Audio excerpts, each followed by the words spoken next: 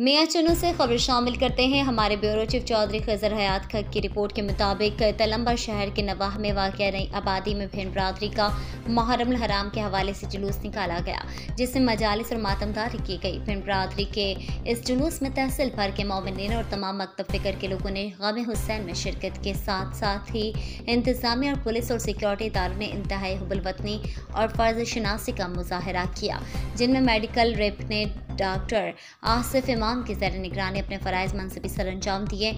इनके साथ rescue team भी हाई अलर्ट रहे।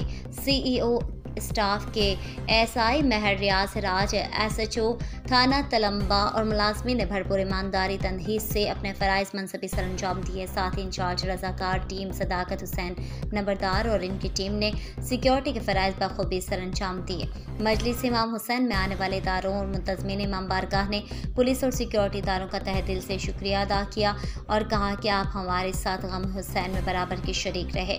सिक्योरिटी इदारों की बेहतर कारकर्दगी की वजह से किसी नाखुशगवार वाक़े से महफूज रहे और मजलिस में आने वाले अज़ादार और मोमिनीन बाहिफाजत अपने घरों को लौट गए।